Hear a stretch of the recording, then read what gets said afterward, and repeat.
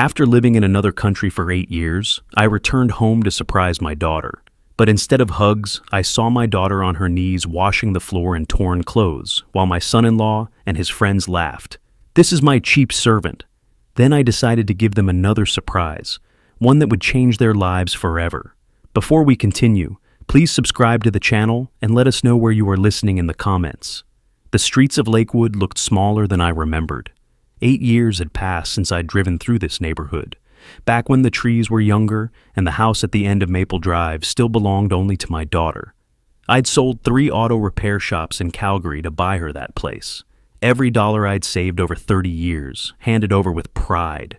She'd cried when I gave her the keys. 24 years old then, fresh out of college, talking about the garden she'd plant and the porch she'd refinish. The rental car smelled like artificial pine. I'd landed at Denver that morning, picked up the sedan, and spent 45 minutes rehearsing what I'd say when I surprised her. "Happy birthday, baby girl. Thought I'd see you in person this year. Maybe we could talk about why you look so tired on our last video call." I turned onto Maple Drive. The house sat 3 lots down, a modest 2-story with blue shutters I'd helped her paint one summer. Except the shutters weren't blue anymore, or maybe they were, under the dirt and peeling chips. I slowed the car. The lawn had gone wild, brown patches spreading like disease. A crack split the front window. The rose bushes Celeste had loved lay tangled and dying against the foundation. Something cold settled in my chest. I parked at the curb and sat there, hands on the wheel. This wasn't the house I remembered. This wasn't the life she'd described in our monthly calls. "Everything's great, Dad. Just busy with work. Leo's wonderful. We're thinking about renovating the kitchen." The front door stood slightly ajar. I grabbed my suitcase from the trunk and walked up the path, stepping over newspapers yellowed by weather. The porch boards sagged under my weight.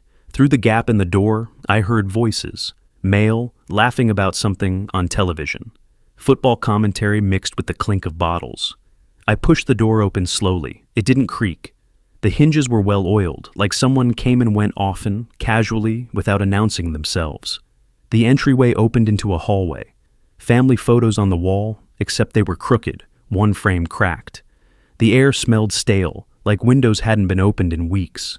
I set my suitcase down carefully and listened. The voices came from the living room to my left, but something else caught my attention. A rhythmic scrubbing sound from deeper in the hall. I moved forward. My shoes were quiet on the hardwood. Then I saw her. Celeste was on her knees in the middle of the hallway, bent over a bucket of soapy water, scrubbing at the floor with both hands. Her hair hung loose, unwashed, hiding her face. She wore sweatpants and an old t-shirt torn at the shoulder, exposing pale skin mottled with bruises, purple and yellow, fresh enough to still hurt. Her arms were thin, thinner than I'd ever seen them, and more bruises marked her elbows and wrists in fingerprint patterns. My hand found the doorframe, the suitcase handle cut into my palm. She didn't know I was there. She just kept scrubbing, mechanical, like she'd been doing it for hours. Her shoulders hunched forward in a way that made her look smaller, breakable. This was my daughter. This was my baby girl, who used to climb trees and fix carburetors with me in the garage. This was the woman who'd graduated summa cum laude and talked about opening her own consulting firm. From the living room, a man's voice cut through the air, sharp and mocking. "You missed a spot near the corner, sweetheart. Do I need to come show you how to clean properly again?" Another voice joined in, younger, laughing. "Man, you've got her well trained." The first voice again, louder now, dripping with contempt. "What can I say? Some people are born to serve. Faster, my cheap help. I have guests and you haven't cleaned that stain." Celeste flinched. Her hands moved faster over the floor, the rag making wet circles on wood that already looked spotless. "I'm trying," she whispered, so quiet I barely heard it. "I'm sorry." The world narrowed to that hallway, to my daughter on her knees, to the bruises in the torn shirt, and the way she apologized to someone who spoke to her like she was nothing. I'd given her this house. I'd met Leo twice on video calls, smiled, and congratulated them when they got married. I'd sent money when she said they needed help with repairs. I'd believed her when she said everything was fine. My knuckles whitened around the suitcase handle. The rage that flooded through me was cold, surgical, nothing like the hot anger of my youth. This was the fury of a father who'd failed to protect his child. This was the realization that I'd handed her to a monster and walked away. I took one step forward. The floorboard creaked under my weight. Celeste's head snapped up. Her eyes went wide when she saw me, not with joy, not with relief, with pure terror. "Dad?" The word came out strangled. She dropped the rag, scrambled to her feet, and moved toward me with her hands up like she was trying to stop a collision. "What are you? Please, you need to go. Please." Her face, now that I could see it clearly, was worse than her arms. A bruise spread across her left cheekbone, greenish-yellow at the edges, purple-black at the center. Her lower lip was split, scabbed over. When she reached for me, her fingers trembled. "Celeste." My voice came out harder than I intended. "What is this? What's happened to you?" She shook her head frantically, glancing back toward the living room. "You can't be here. You need to leave right now. I'll call you later. I'll explain. Just please." "Who the hell are you?" I looked past my daughter. A man stood in the hallway entrance, beer bottle in one hand, the other scratching his chest through a stained white t-shirt. Tall, maybe 6'2", with a thick neck and the kind of casual arrogance that came from never being challenged. His eyes swept over me, dismissive, like I was a door-to-door salesman who'd wandered into the wrong house. "Did someone invite you into my house?" He took a step forward, setting the bottle on the hall table. Behind him, 2 other men appeared in the living room doorway, watching. I moved around Celeste, keeping my body between them. "Your house? I'm Porter Hudson, Celeste's father." Something flickered in his expression. Recognition, then calculation, then a slow, mean smile. "Oh, the famous father from Canada." He drew out the word famous like it was a joke. "Finally decided to show up? Well, old man, this is my home now. My wife, my rules." The way he said "my" turned my stomach, like she was property, like the house I'd bought with 3 decades of work had become his the moment he put a ring on her finger. "Your wife has bruises," I said, my voice low and controlled. "Want to explain that?" He laughed, actually laughed. Then his expression hardened, and he took another step toward me, close enough that I could smell the beer on his breath. "Want to explain breaking into my house? That's trespassing, old man. Henry..." He glanced back at one of his friends. "Call the cops. We got a trespasser." "Dad, please." Celeste's voice cracked. She grabbed my arm, pulling me toward the door. "Just go. It's fine. Everything's fine." I turned to her, and the desperation in her eyes hit harder than anything Leo had said. She wasn't asking me to save her. She was begging me to leave her here with him. "Fine." I couldn't keep the disbelief out of my voice. "Look at yourself." Leo moved fast for a big man. His hand clamped around my upper arm, and he shoved me hard toward the front door. I was 64 years old, and he was in his 30s, and the force of it sent me stumbling backward. I caught myself against the doorframe. "She said leave," Leo growled, his face inches from mine now. "This is my house, old man. Papers have my name on them. If you don't want real problems, get out, now." I could have swung.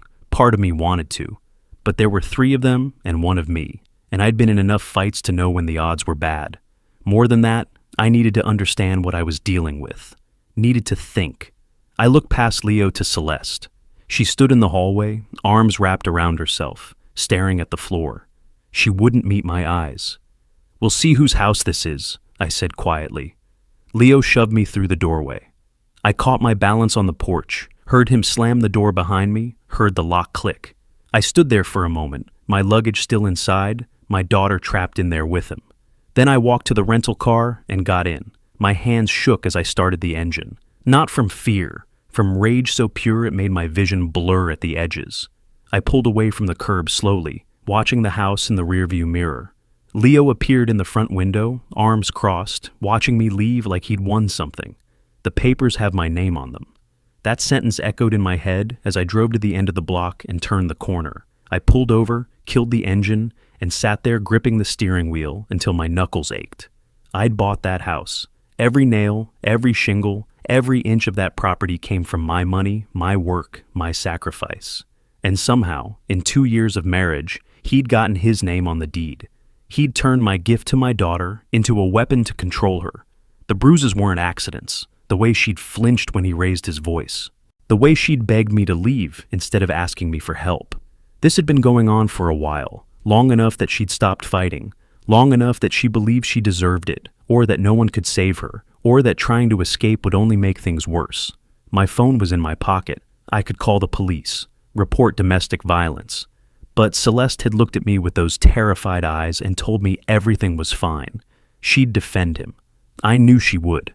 And he'd make sure I never got close to her again. I needed proof. I needed leverage. I needed to understand exactly what I was up against before I moved. I pulled away from the curb and drove. No destination in mind, just movement to keep the rage from consuming me whole. The afternoon sun cast long shadows across the streets. Somewhere in that house, my daughter was probably being punished for my visit. Somewhere in there, Leo was reminding her who was in charge. I wasn't going back to Canada, not yet. Not until I'd taken back everything he'd stolen. I drove into downtown Denver as the sun dropped behind the mountains, painting the sky in shades of copper and ash. The Hampton Inn sat on a busy corner, the kind of place business people stayed when traveling on a budget. I checked in, took the key card from a clerk who barely looked at me, and rode the elevator to the 4th floor. Room 412 was generic, beige walls, industrial carpet, a queen bed with a burgundy comforter that had seen 1,000 guests. I dropped my suitcase on the luggage rack and sat on the edge of the mattress, staring at the painting of abstract mountains bolted to the wall. My phone buzzed. A text from an unknown number. "Dad, it's me. Don't come back. Please don't make this worse." I read it 3 times before setting the phone face down on the nightstand. She'd gotten my number from our video call history. She was reaching out to push me away. I opened my laptop instead and typed "Property Law Attorney Denver" into the search bar. The screen filled with names, firms, professional headshots of people in expensive suits promising results. I clicked through several, reading reviews, checking credentials, until I found Bernice Cole and Associates. 15 years of property litigation experience. Former prosecutor. The reviews mentioned words like relentless and thorough. I sent an email at 8:30 that night.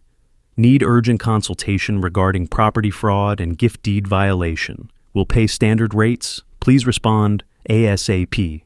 While I waited, I pulled out a small notebook I'd bought at a gas station on the drive over. I wrote down everything I could remember about the original transaction 10 years ago.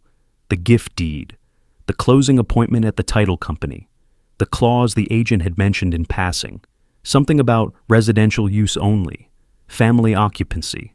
I searched through my email archives, typing Celeste House Deed into the search bar.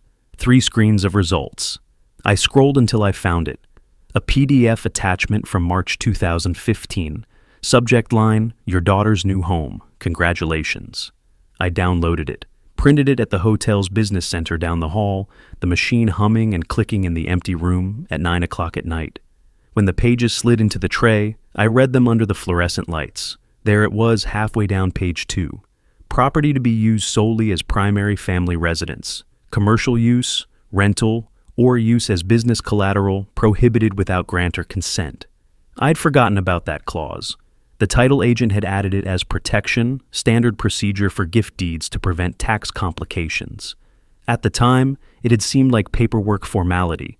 Now, it was leverage. My phone chimed. An email from Bernice Cole's office. "Ms. Cole can see you tomorrow at 9 a.m. Please bring all relevant documentation." The next morning, I took the elevator to the 23rd floor of a glass tower 3 blocks from my hotel. Bernice Cole's office had floor-to-ceiling windows overlooking the city, leather chairs, and a mahogany desk that probably cost more than my first car. She was in her 40s, dark hair pulled back, wearing a charcoal suit that fit like it had been tailored specifically for her. "Mr. Hudson." She shook my hand with a grip that meant business. "Tell me what we're dealing with." I slid the deed across her desk. She put on reading glasses and scanned it, her expression shifting from neutral interest to something sharper. "Your son-in-law's name isn't on the original deed," she said. "He got added later, 2 years ago, after they married. Did you consent to that?" "I didn't know about it until yesterday." She set the document down and folded her hands. "Mr. Hudson, this is actually stronger than most cases I see. If your son-in-law used this house as collateral for business loans, he violated the gift deed terms. We can challenge his ownership. How long will this take? Depends on how cooperative he is. If he fights it, could be months. And my retainer is $5,000. My hourly rate is $350. I pulled out my checkbook. I'll write you a check now. How do we start? First, we need proof he's using the house commercially. Business loans, company registration, anything showing that address used for his construction company. I spent the next 2 weeks becoming invisible. I drove to the county recorder's office and requested property records for the Lakewood address. The clerk, a tired woman in her 50s, pulled up the file and let me photograph the relevant pages with my phone. I found liens, transfers, amendments, and there, dated 18 months ago, a recorded lien from Rocky Mountain Equipment Finance, $75,000. Debtor, Leo Spencer, Spencer Construction, SLC. Collateral, residential property at the Lakewood address. I photographed construction sites where trucks bearing the Spencer Construction logo sat idle in the mud. I drove past the Lakewood house at different times, never stopping, just observing. One afternoon, I saw a company truck in the driveway, and through my telephoto lens, borrowed from a pawn shop for $40, I captured business documents spread across the dashboard. The letterhead showed the Lakewood address. I called Bernice from a coffee shop in Lakewood, watching the house from 2 blocks away. I found it, I said. County records show a lien on the property, $75,000 to Rocky Mountain Equipment Finance. The loan application lists it as collateral for Spencer Construction. Her satisfaction carried through the phone. That's what we needed. I'll draft a formal demand letter. 3 days later, I sat in her office again. She slid an envelope across the polished desk. "This goes certified mail today," she said. "He'll have it by tomorrow." Then we wait. I picked it up. The weight of it felt right, substantial. The first move. Bernice called me 3 days later while I was pouring coffee in the hotel room, the morning news playing on mute in the background. "He signed for the letter yesterday afternoon," she said without preamble. "Now we're on the clock. 30 days for him to comply, or we file the motion in court." I set the coffee pot down carefully. "What are the chances he actually removes the lien?" "Low. He'd need to refinance or pay off the loan outright. Given what we found about his company's debts, neither is likely." After we hung up, I sat at the small desk and imagined Leo opening that envelope, seeing the law firm letterhead, reading the demand. I hoped it ruined his breakfast. At the Lakewood house, it did worse than that. I didn't witness this part, but I pieced it together later from what Celeste told me, from public records, from the pattern of what came next. Leo had opened the certified mail in the living room, Henry sitting on the couch beside him, both of them drinking beer, even though it was barely 10 in the morning. Leo read it once, laughed, and tossed it onto the coffee table. "Your father's pathetic," he'd said to Celeste, who was washing dishes in the kitchen. "He thinks he can threaten me? This is my house. I've put work into this place. He abandoned you for 8 years, and now he wants to play hero?" Celeste had dried her hands on a dish towel, voice quiet. "Maybe you should talk to a lawyer." "I have a lawyer." Leo had waved the letter dismissively. "This is nothing, just an old man having a tantrum." But 2 hours later, Leo sat in Tom Brewster's office, a cramped room above a sandwich shop in Aurora, nothing like Bernice's downtown tower. Tom was 50-something, with a comb-over and coffee-stained ties, the kind of attorney who handled small business contracts and traffic tickets. Tom read the letter twice, his expression souring. "Leo, this isn't nothing," he'd said. "If the original deed had conditions and you violated them, they might have a case. When did you put the house up as collateral?" 2 years ago. I needed equipment. The house is in both our names. I had every right." "Did your wife know you were using it as collateral?" Leo had gone silent. Then, "What does that matter?" Tom had leaned back in his chair, which squeaked. "It matters because it establishes intent. Look, you need to either comply with this demand or prepare for a fight, and fights are expensive." Over the next 10 days, Leo tried to comply. He walked into Mountain States Credit Union, wearing his best button-down shirt, freshly shaved, projecting the confidence of a successful contractor. He sat across from Patricia Sanchez, a loan officer with kind eyes and 15 years of experience spotting bad risks. He slid his refinance application across her desk. She reviewed it, her expression shifting from professional neutrality to something apologetic. "I'm sorry, Mr. Spencer," she said. "With your current debt load and recent missed payments, we can't approve a refinance of this size." Leo leaned forward. "But I have collateral. The house is worth $450,000. The issue isn't collateral, it's your ability to repay. Your company shows negative cash flow for the last 2 quarters. He tried 2 more banks, then a credit union, then a predatory lender who offered him 15% interest on a loan he couldn't afford even if they approved it, which they didn't. Spencer Construction was drowning in debt, $180,000 spread across equipment loans, unpaid supplier invoices, and 3 maxed-out business credit cards. Leo had been juggling payments for 6 months, robbing Peter to pay Paul, keeping the whole operation afloat through sheer stubbornness and increasingly creative accounting. The demand letter had pulled the rug out from under him. 2 weeks after receiving it, late on a Thursday night, my phone rang. Unknown number. I almost didn't answer. "Dad?" Celeste's voice was barely a whisper. I heard running water in the background, a faucet turned on high. "Celeste?" I sat up in bed, heart accelerating. "Are you okay? Please." Her voice cracked. "Just stop this. He's breaking things. He's screaming. Please." "Celeste, I'm doing this for you. You can't see it now, but—" "No, you don't understand." A crash in the background. Leo's voice, muffled but angry. "Who are you talking to? I have to go." The line went dead. I called back immediately. It went straight to voicemail.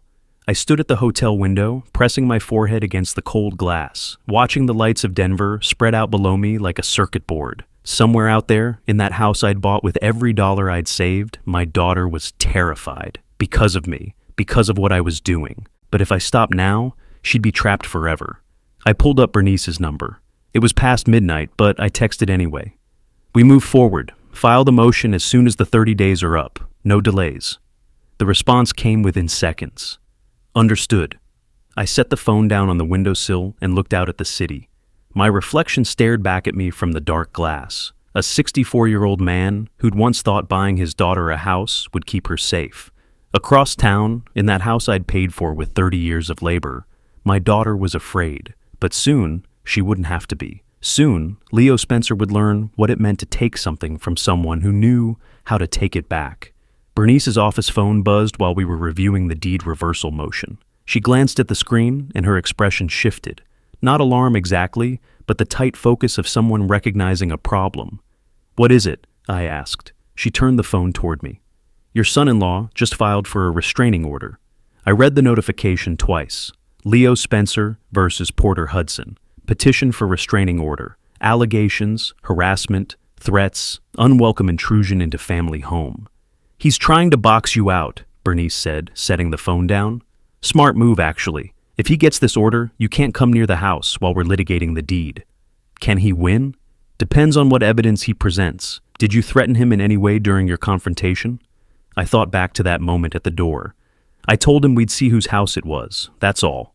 "That's vague enough. We'll fight it." She pulled up her calendar. "Hearing set for late April, 3 weeks. Until then, stay away from the property." I spent those 3 weeks preparing. If Leo wanted to play defense, I'd keep attacking from different angles. The Jefferson County Assessor's Office occupied a bland government building off Highway 6. I parked in the public lot and spent 2 hours at a computer terminal in the records room, scrolling through property tax databases. The information was all there for anyone willing to look. Payment history, assessment values, liens. The Lakewood house had $8,500 in delinquent property taxes, 2 years' worth. Leo hadn't paid a cent since taking ownership. I wrote an anonymous letter that evening at my hotel, simple and factual. Property at address has unpaid taxes totaling $8,500. Owner, Leo Spencer. Tax ID, number. I mailed it from a post office in Aurora the next morning. Then I turned my attention to Leo's business debts. Public records showed Spencer Construction LLC, with liens from multiple creditors. I made a list, looked up contact information, and started making calls. Jim Hendricks owned Denver Building Supply, a warehouse operation in Commerce City. He met me in his cluttered office, surrounded by catalogs and invoices stacked on metal shelving. "I understand Leo Spencer owes you $85,000, I said. Jim leaned back in his chair, which creaked. "Word travels. Yeah, he owes me. 4 months behind. I've threatened to sue, but lawyers cost money, and Spencer's probably judgment-proof anyway. I'd like to buy that debt." His eyebrows went up. "Why would you want to do that? He's not paying." "I have my reasons. I'll give you $60,000 cash. That's 70 cents on the dollar. Today. Jim studied me, calculation happening behind his eyes. You know he'll probably still default. That's my problem, not yours. Do we have a deal? He thought about it for maybe 30 seconds. Then he pulled out a file. Let me get the paperwork. I made the same offer to Randy Cooper at Mountain Equipment Rentals. $55,000 in debt, I paid $35.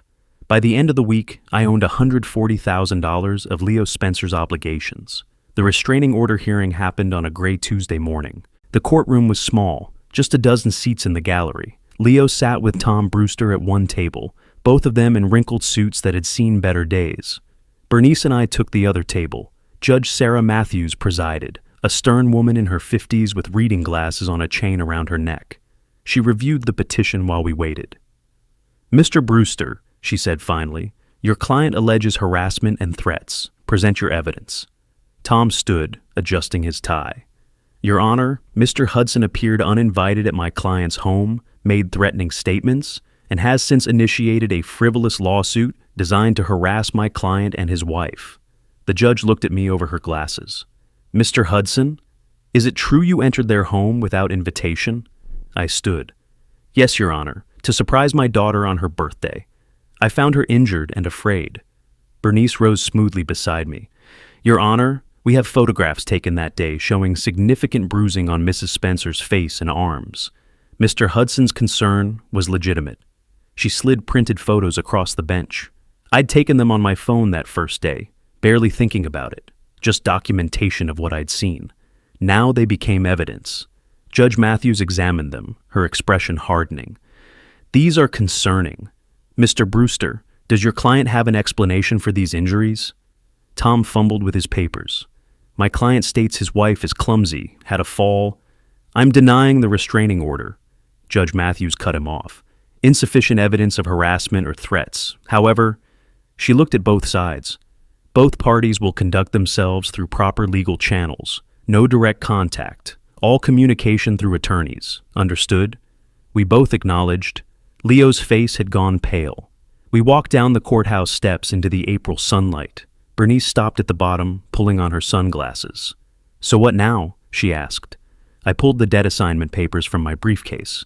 Now I'm his creditor, and it's time to collect. Her smile was quick and sharp. I'll draft the demand letter. I nodded, tucking the papers away. Across town, Leo had no idea what was coming, but he would, soon enough. Bernice called me a week later, satisfaction in her voice. The debt collection letter was delivered this morning, certified mail, signed for, at his office. I was sitting at the hotel room desk, coffee going cold beside my laptop. How long before he responds? If he's smart, immediately. If he's desperate, he'll try to negotiate. Either way, we gave him 30 days. He doesn't have $140,000. I know, Bernice said. That's the point. She called again 2 days later. He reached out, wants to negotiate a payment plan. And I told him no, full payment in 30 days, or we file for involuntary bankruptcy of Spencer Construction. I heard something in the background of her call, papers shuffling, a door closing. How'd he sound? Panicked. Over the following weeks, I kept watching. Not from close range, the judge's warning had been clear, but I had other ways of gathering information, public records, business databases, and Bernice had contacts in the construction industry who heard things. Leo's business was collapsing faster than I'd anticipated. 2 major clients, Mountain View Homes and Denver West Development, had canceled their contracts. Word in the industry was that Spencer Construction had fallen behind on deadlines, quality issues on the projects, too many corners cut. When you're hemorrhaging money, you make mistakes. When you make mistakes, you lose clients. When you lose clients, the hemorrhaging gets worse.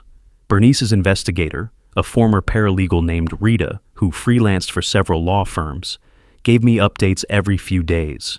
His crew quit, Rita told me over coffee at a diner near the courthouse. 3 weeks behind on payroll. The foreman walked off a job site with the whole team. When? Yesterday. Left Leo standing there with half a foundation poured and no one to finish it. I stirred my coffee, thinking. What about his equipment? He's been trying to sell it. Hit up 3 dealerships this week.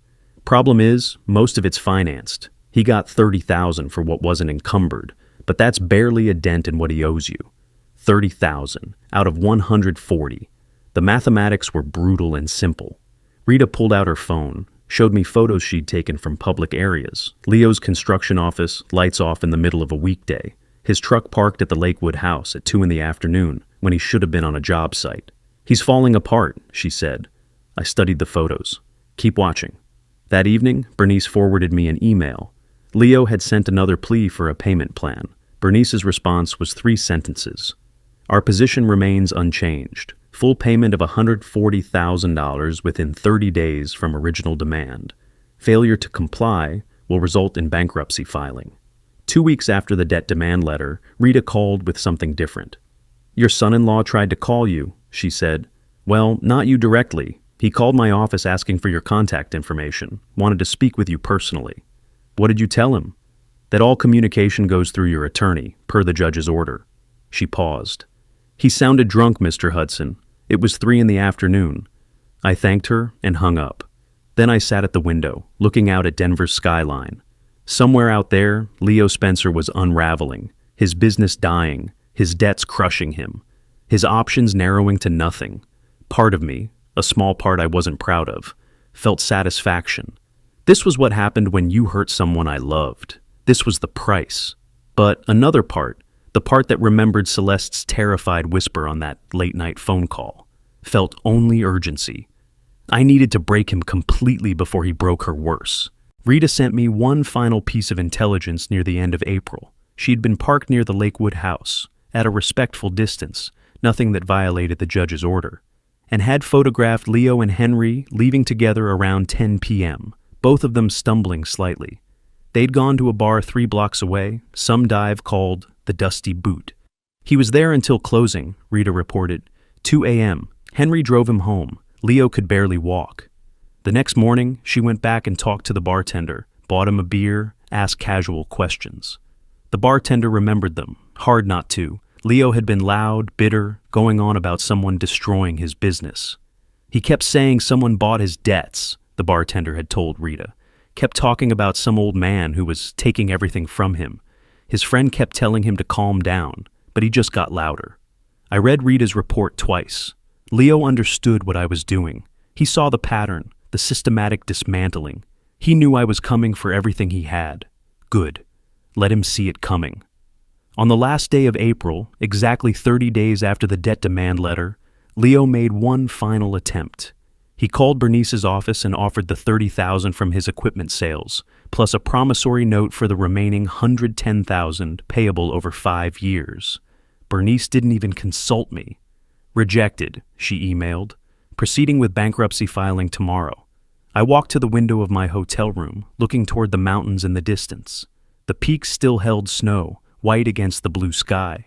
Leo Spencer had 1 night left before his world finished collapsing, and somewhere in that house I'd bought for my daughter, Celeste was waiting. Waiting for this nightmare to end. Waiting to be free. One more move, and she would be.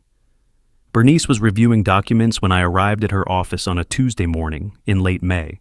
The city spread out behind her through the floor-to-ceiling windows, bright and indifferent. He defaulted, she said without looking up. The 30 days expired yesterday. No payment, no contact, nothing. I sat across from her. What's next? She slid a paper across the desk. This came through this morning. Jefferson County tax assessor placed a lien on the Lakewood property. $8,500 in unpaid property taxes. I picked up the document, scanned it. The county had moved quickly after my anonymous tip weeks ago. How long does he have? 90 days to pay or it goes to tax auction. Though with the deed dispute already in motion, this complicates things. I set the paper down, thinking. Or simplifies them. Make him an offer. I'll pay the tax debt and forgive $40,000 of what he owes me. In exchange, he vacates the house and signs a quitclaim deed. Bernice looked at me over her reading glasses. That's generous, actually, more than he deserves. It's not about generosity. It's about my daughter getting out of that house. She nodded slowly. I'll draft it today. The offer went out that afternoon. Tom Brewster called Leo within an hour of receiving it. I wasn't on the call, but Bernice told me about it later, how Leo had paced his small office, how his voice had risen steadily as Tom read the terms. What? He wants me to just leave? Sign away my rights to the house? Tom had tried to be reasonable. In exchange for paying the tax lien and forgiving $40,000 in debt. Leo, that's $60-some thousand. You should consider. It's blackmail. He's holding the house hostage. Legally, it's a settlement offer, and frankly, you don't have many options here. Leo's response had been immediate and final. Tell him no. Tell that old man I'm not going anywhere. This is my house. Bernice relayed this to me that evening. I stood at my hotel window, looking at nothing in particular. He'll lose it anyway, I said. I know, but he can't see that yet. I made another call the next day, not to Bernice this time. I contacted Denver's Building and Safety Department, spoke to someone in code enforcement, asked general questions about how to report potential violations. The clerk was helpful, professional. All reports could be made anonymously. Inspectors would investigate any credible complaint. I'd been keeping Rita's surveillance reports. She'd documented Leo's recent construction projects, rushed work, cut corners, the desperate scramble of a man trying to save a dying business. I compiled addresses, project details, and sent them to the city. 3 days later, Luis Rodriguez from Building and Safety showed up at one of Leo's job sites in Aurora. Leo was there, trying to coordinate the few workers he had left. Rodriguez wore a hard hat and carried a clipboard, his department camera hanging from a strap around his neck. Mr. Spencer? Rodriguez had walked the foundation, photographed the electrical panel, checked permit records on his tablet. These footings aren't to code. Where's your inspection sign-off for the foundation pour? Leo had scrambled for answers. The inspector signed off. I have the paperwork somewhere. I don't see any record of it. And this electrical panel, who did this work? This isn't up to code either. Look, I can fix whatever needs fixing. I'm issuing a stop work order. You'll need to hire a licensed electrician, get the footings inspected and potentially redone, and reapply for permits. There's also a $15,000 fine for unpermitted work. Rodriguez visited 2 more job sites over the next week. Each time, he found violations. Each time, he placed red stop work stickers on gates and doors. Each time, he added fines to Leo's mounting debts. Rita sent me photos. Leo sitting in his truck outside a stopped project, staring straight ahead. Leo on his phone, probably listening to angry clients. Leo retrieving a crumpled paper from a trash can, the settlement offer he'd rejected. Then Henry called me, actually called my phone, which surprised me enough that I answered. You don't know me, he said, but I'm Leo's friend, and I think you should stop. Stop what? Whatever you're doing, he's losing it. He knows you're behind everything, the debts, the taxes, the inspections. He's talking about you constantly. He's right, I said. I am behind it. Henry was quiet for a moment. Look, I don't know what happened between you two, but he hurt my daughter for 2 years. That's what happened. Another pause. I didn't know it was that bad. Now you do. I hung up. Bernice called that evening while I was eating takeout at my hotel room desk. He rejected the offer, she said, officially in writing, and he filed for Chapter 7 bankruptcy this afternoon. He's trying to protect the house as his primary residence. I set down my fork, the food suddenly tasteless. Can he? Not if we prove fraud and how he got on the deed. I'll need Celeste to testify.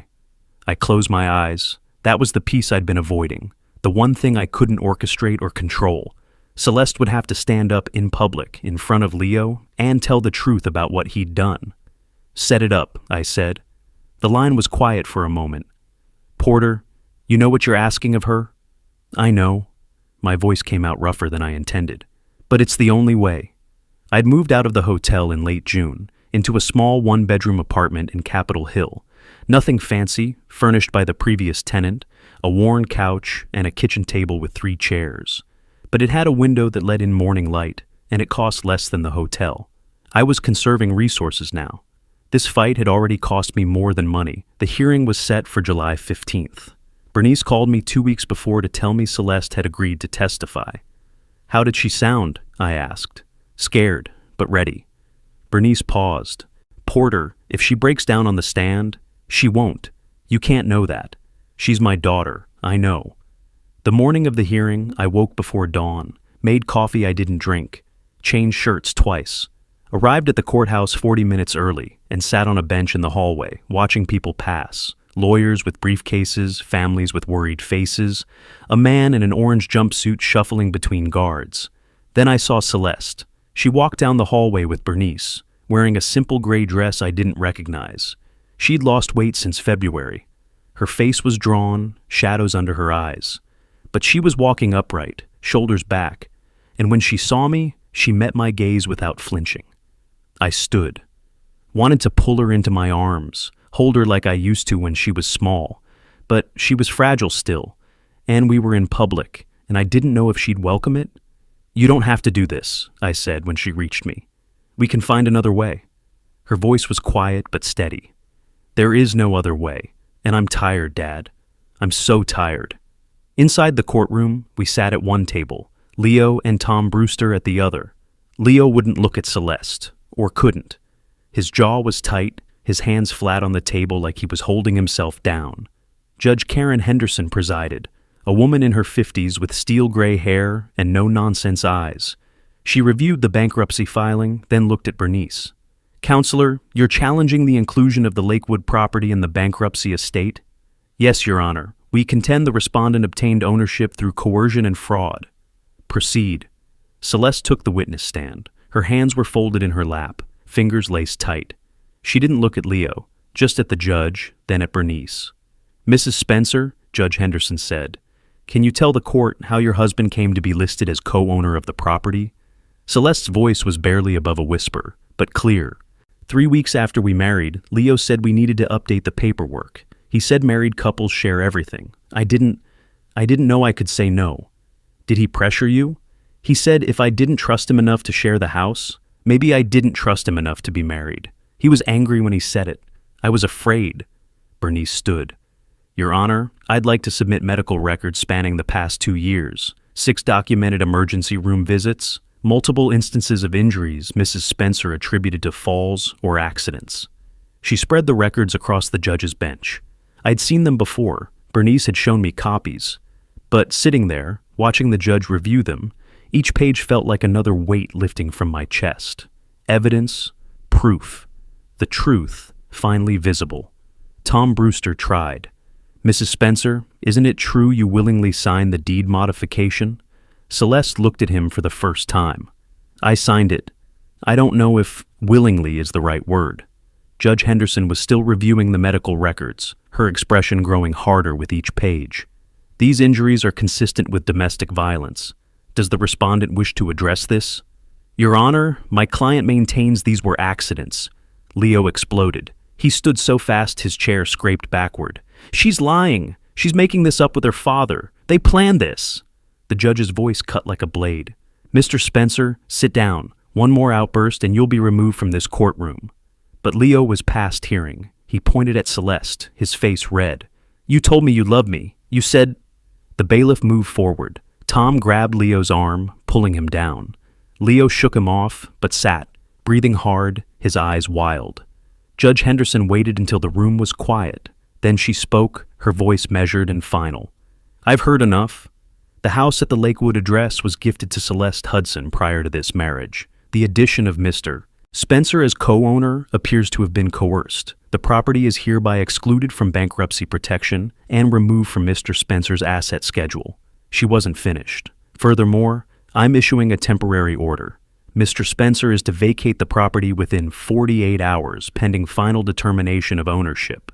Mrs. Spencer, I'm also granting a temporary restraining order. Mr. Spencer is not to contact you or come within 500 feet of you. We'll reconvene in 30 days for final ruling." We left the courthouse together, Celeste and me. She walked beside me silently until we reached my car. When I opened the passenger door for her, she finally spoke. "I should have done it 2 years ago. I couldn't see a way out until you came back." I drove us to my apartment. It wasn't much to offer. 1 bedroom, basic furniture, nothing like the house she'd grown up planning to make her own. But it was safe. And right now, safe was everything. That evening, Celeste stood at the window, looking out at the Denver skyline. The city lights were just beginning to glow in the dusk. "What happens now?" she asked. I pulled out my phone. An email from Bernice received 10 minutes ago. Subject line, "Final hearing scheduled, August 15th. "Now we finish it," I said. She turned to face me. For the first time since I'd found her on her knees scrubbing that floor, she almost smiled. "Okay," she said, "let's finish it." The courtroom was quieter for the final hearing. Fewer people in the gallery, less tension in the air. Or maybe I was just calmer now, knowing how this would end. Celeste sat beside me, her hands folded in her lap. She'd gained a little weight back over the past month. Not much, but enough that her face didn't look so hollow. She was wearing a simple navy dress and her hair was pulled back. Professional, composed. Nothing like the woman I'd found on her knees scrubbing that hallway floor. Judge Henderson entered. We all stood, then sat. She opened a folder and adjusted her reading glasses. "I've prepared a written decision," she said, her voice carrying across the room. "After reviewing all testimony and evidence, this court finds that Mr. Leo Spencer was added to the property deed through coercion and manipulation of Mrs. Celeste Spencer. The original gift deed from Mr. Porter Hudson to his daughter remains valid. Mr. Spencer's ownership claim is hereby nullified." Celeste's hand found mine under the table. Her grip was tight. "The property located at the Lakewood address is restored to the sole ownership of Celeste Hudson Spencer. Furthermore, Mr. Spencer violated the temporary restraining order by attempting contact through a third party. This court finds his behavior demonstrates a pattern of control and disregard for legal boundaries." Across the aisle, Leo sat slumped in his chair. His court-appointed attorney, Tom Brewster, had dropped him when the money ran out. Looked like he'd rather be anywhere else. "Your Honor," the attorney said, standing, "my client wishes to appeal this decision." Judge Henderson didn't even look up. "That's his right. However, I'm making this ruling final and enforceable immediately. The appeal will not stay execution of this order. This case is closed." Outside the courthouse, Bernice pulled off her sunglasses. "He can't afford to appeal. Court-appointed attorneys don't handle appeals. He'd need to hire someone, and he's broke." "Good," I said. "But I want more. File a civil suit, emotional distress, medical costs, everything." She looked at me for a long moment. "That could take another 6 months to a year." "I don't care. He needs to pay for what he did. Not just lose the house. Actually pay." The Jefferson County Administration Building was less impressive than the courthouse. Beige concrete, fluorescent lighting, clerks behind bulletproof glass. I slid the cashier's check across the counter. $8,500. The clerk processed the payment, her fingers clicking across her keyboard. "That's $8,500. Let me print your receipt. The lien will be released within 5 business days." "Make sure it's recorded properly," I said. "I want no complications." "Yes, sir. This closes the matter. Property taxes are current." I folded the receipt into my wallet. One more piece cleared away. At Bernice's office later that week, Celeste signed the new deed. Just her name on the line, no one else's. "It feels strange," she said, pen hovering. "Signing my own name, just mine." Bernice smiled, not her usual sharp professional smile, but something gentler. "This is how it was supposed to be 10 years ago. Now it's right." Celeste drove herself to therapy twice a week. I'd offered to take her, but she'd declined. "I need to do some things on my own," she'd said. So I respected that, though I made sure she had my number, that she knew I was available. After one session, she came to my apartment. I made coffee and we sat at my small kitchen table. "How was it?" I asked. She looked tired. "Hard." She asked me to talk about everything, but I think I need to. "You don't have to tell me anything. Just know I'm here." "I know, Dad." Her voice was soft. "Thank you." The civil suit moved through the courts more slowly than the property case. Bernice kept me updated, filings, responses, motions. Leo's court-appointed attorney tried to fight it, but had no real ammunition. The medical records spoke for themselves. In October, the judgment came through. $25,000, $500 a month for 5 years. "Will he pay?" I asked Bernice on the phone. "He'll have to. The court will make sure of it. He's working construction day labor now. They'll take it right from his checks." Spencer Construction officially dissolved. I saw the paperwork when Bernice forwarded it to me. Leo had filed the dissolution himself, checked boxes on state forms, ended what had once been his identity. Henry told someone who told Rita, who told me that Leo was living in his spare room, sleeping on a futon, doing demolition work for $12 an hour. The information felt distant, unimportant, like hearing about someone you'd gone to high school with but barely remembered. In late August, Bernice handed Celeste the keys to the house. New keys, we'd had the locks changed as soon as the judge signed the order. Celeste held them in her palm, staring at them like they might disappear. "When do you want to go back?" I asked. She took a breath. "Tomorrow, but I don't want to go alone." "I'll be with you," I said. She looked up at me. "Will you help me make it different? Paint the walls, change things? I don't want it to look like it did when he was there," I finished. She nodded. "We'll make it yours again," I promised. "Completely yours." The house smelled stale when we opened the door. 5 weeks of being empty, windows closed, air conditioning off. Celeste stood in the entryway, not moving, just looking. "It's okay," I said quietly. "It's just a house now. He's not here." She nodded and stepped inside. We started with paint. Celeste chose the colors: warm cream for the living room, soft blue for the bedroom, pale yellow for the kitchen. We taped off trim, spread drop cloths, opened windows to let air move through. "The cream or the light blue?" she asked, holding samples against the living room wall. "It's your house, your choice." She studied them both. "The blue then. He always said blue was too soft." "Then it's perfect." We painted for 3 days, rolled over the dark gray Leo had chosen, covered it with light and warmth. Celeste worked steadily, methodically, and I could see her shoulders relax as each wall transformed. "I have a job interview tomorrow," she said while we were painting the kitchen. Casual, like she was mentioning the weather. "Accounting firm downtown. Bernice's friend recommended me." "That's great. You majored in accounting, didn't you?" 10 years ago. She moved her roller up and down in even strokes. "Leo said I didn't need to work, that he'd take care of everything." A pause. "I should have known then." "You know now. That's what matters." The furniture went next. I hauled the old couch out to the curb, Leo's choice, stained and sagging. When I came back inside, Celeste was sitting on the floor where it used to be, looking at the empty space. "You all right?" I asked. "Yeah." She stood up, brushing off her jeans. "Just noticing how much bigger the room looks without it."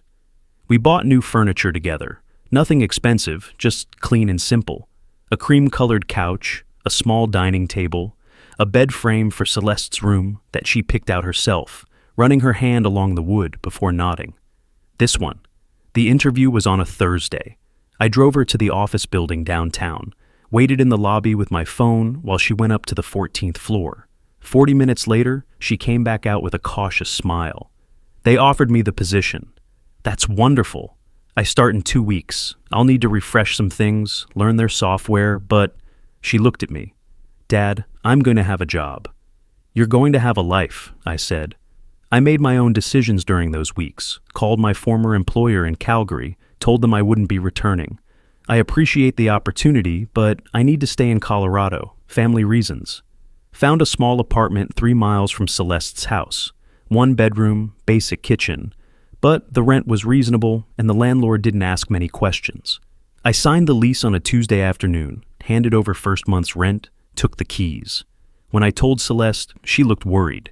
"Dad, you don't have to give up your job for me."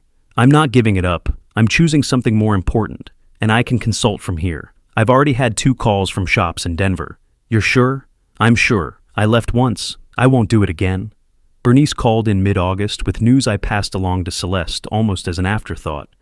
Leo left the state. His last payment came from an Arizona address.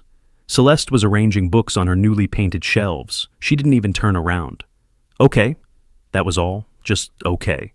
He'd become irrelevant. On a late August evening, we sat on the front porch in new chairs we'd bought together, simple wooden ones, painted white. I'd made coffee, brought out 2 mugs. The neighborhood was quiet, a few kids riding bikes down the street, someone mowing their lawn 3 houses down. Ordinary sounds. "Thank you," Celeste said, "for not giving up on me. I promised to protect you the day you were born, even if it meant fighting someone you loved." "I don't think I loved him." She spoke quietly, looking at her coffee. "Not really. I think I was just afraid. And I didn't know how to leave. You left. That's what counts. Because you came back. I should have come back sooner." She shook her head. "You came back when I needed you. That's enough." We sat in silence for a while, watching the light fade. The sky turned orange, then pink, then deep purple. "What will you do now?" I asked. "Work? Live? Figure out who I am when I'm not afraid. She turned to look at me. Maybe that's enough for now. That's more than enough. The streetlights came on, one by one down the block. Automatic, reliable, like they did every evening. It's going to be okay, isn't it? Celeste said, not quite a question. Yes, I told her. It already is. The porch light came on above us, motion sensor I'd installed that afternoon. Celeste looked up at it. I like that, she said. That it turns on by itself. So I never have to come home to a dark house. Simple things, safety in ordinary moments. That's what I'd fought for. That's what we'd won.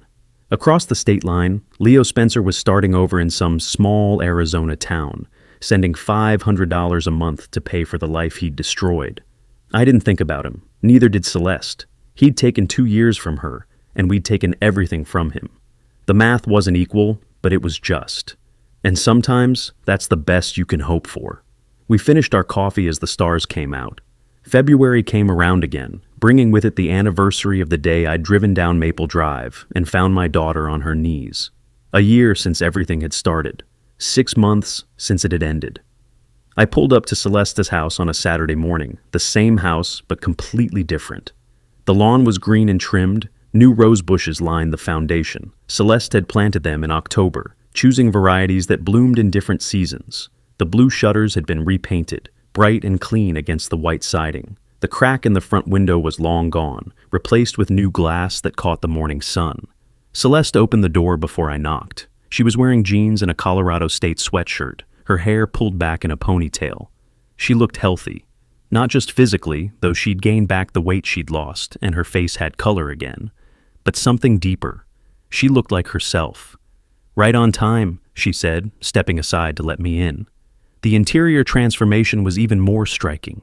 Every room had been touched, changed, made new. The walls we'd painted together now held framed photos, landscapes, abstract art, a black and white picture of the Rocky Mountains. The furniture we'd chosen sat arranged in configurations Celeste had changed and rearranged until they felt right. Books filled the shelves. Plants sat in the windows, thriving. In the kitchen, she'd hung a calendar on the wall. I could see her neat handwriting marking appointments, work meetings, therapy sessions on Tuesdays and Thursdays, lunch with a friend named Monica next week, a reminder to call her father on Sunday. Coffee? She asked. Always. While she poured, I noticed the small things, the way she moved through her kitchen with confidence, knowing where everything was, the habit she'd developed of humming while she worked, the absence of the constant checking, looking over her shoulder, listening for footsteps, that hypervigilance that had defined her for so long. We sat at her kitchen table, the one we'd picked out together. How's work? I asked. Good, really good, actually. She wrapped her hands around her mug. They're giving me a bigger client to manage. Manufacturing company, complex books. Richard said he trusts me with it.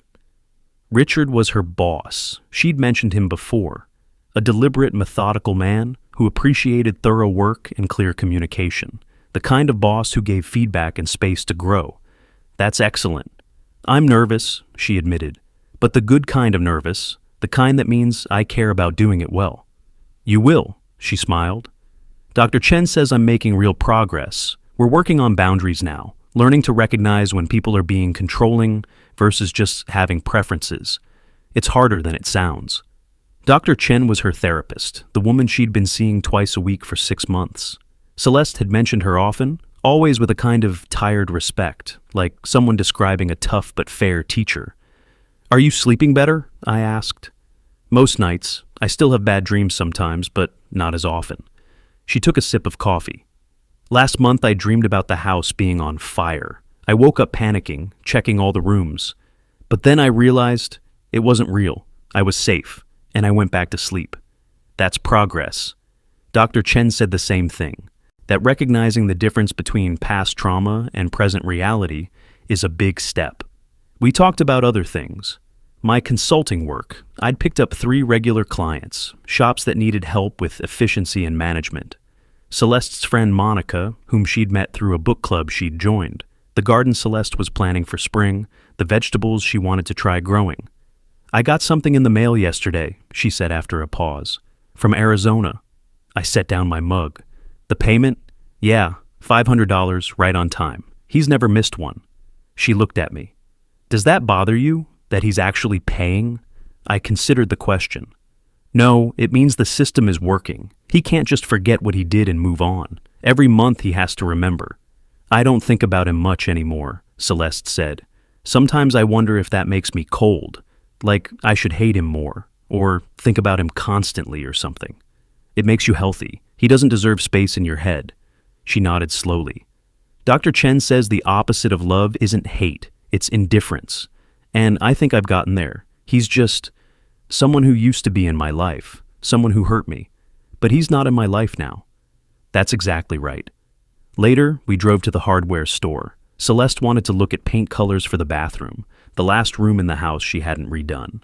We wandered the aisles, looking at samples, discussing the merits of seafoam, green versus pale aqua. What do you think? She asked, holding up 2 chips. Your house, your choice. She laughed. You always say that. Because it's always true. In the checkout line, I saw her notice a man arguing with his wife. Sharp words, a dismissive gesture. Celeste tensed slightly, her shoulders drawing up. But then she took a breath, deliberately relaxed, and looked away, choosing not to engage with someone else's toxicity, protecting her peace. Small victories. That's what recovery looked like. We loaded the paint into her car. She'd bought a used sedan in November, independence on 4 wheels. I followed her back to her house, helped her carry the supplies inside. You want to stay for lunch? She asked. I'm making soup. I'd like that. While she cooked, I assembled the new bathroom cabinet she'd ordered. Simple work, following instructions, using my hands. It was meditative, satisfying in its straightforwardness. No complexity, no hidden motives. Just screws and wood and the right tools for the job. Over lunch, Celeste told me about a date she'd gone on last week. A man named David she'd met through Monica. Coffee at a downtown cafe. Conversation about books and hiking trails and bad movies they had both loved as kids. Are you seeing him again? I asked. Maybe. He asked, and I said I'd think about it. She stirred her soup. Dr. Chen says I need to be careful not to rush into anything, to take time to really know someone before I trust them. But she also said I can't be afraid forever. There's a balance. Yeah, I'm trying to find it. She looked up at me. It's strange, you know, learning how to date in my 30s. I feel like I'm doing everything backwards. You're doing everything at the right time, your time. After lunch, I helped her start painting the bathroom. We worked in comfortable silence, the kind that comes from knowing each other well enough that words aren't always necessary. The seafoam green covered the old beige, transforming the small space into something brighter. When I left that evening, Celeste walked me to the door. The porch light was already on, motion sensor working perfectly. Same time next week? She asked. Same time. She hugged me, quick and tight. Thank you, Dad, for everything. You don't have to thank me. I know, but I want to. I drove back to my apartment as the sun set, painting the sky in shades of orange and purple. The city stretched out around me, full of people living their lives, fighting their battles, finding their way through. Somewhere in Arizona, Leo Spencer was probably finishing his shift at whatever construction site employed him now. He'd go home to whatever small apartment he could afford, write a check for $500, mail it to the address his court paperwork specified. 4.5 more years of that. Monthly reminders of what he'd lost. I didn't hate him anymore. Didn't think about him except in moments like this. And even then, only peripherally. He was a problem I'd solved, a threat I'd neutralized. The emotional energy I'd spent on destroying him had been rechanneled into building something better. Celeste had her house back, her life back, herself back. That was the point of everything. Not revenge for its own sake, but justice that created space for healing. Not tearing down for the satisfaction of destruction, but clearing ground so something new could grow. At my apartment, I made dinner, checked my email, read for a while before bed. An ordinary evening. Unremarkable in every way, except that it represented something I'd fought for. The right for my daughter to have ordinary evenings too. Safe, simple, boring, in the best possible way. My phone buzzed, a text from Celeste. Bathroom's done, looks amazing. Thank you for your help today. I typed back, anytime, proud of you. Her response came quickly. Proud of us both. I set the phone down and looked out my window at the Denver skyline, lights flickering on as darkness fell. Thousands of windows, thousands of lives, thousands of stories playing out behind glass and walls. This had been mine, a father who came back, a daughter who found her strength, a man who learned that sometimes love means fighting, and fighting means being strategic, patient, ruthless when necessary. I'd spent 8 years in Calgary building someone else's business, while my daughter suffered in a house I'd bought her as a gift. That failure would always be with me, a scar I'd carry, but I'd come back. I'd fought. I'd won. Not perfectly, not without cost, but enough. Celeste was healing. She was working. She was learning to trust herself again, to make choices, to build the life she wanted rather than the one someone else demanded. That was justice. That was enough. If you liked this story, please like this video, subscribe to the channel, and share your impressions of this story in the comments. To listen to the next story, click on the box on the left. Thank you for watching.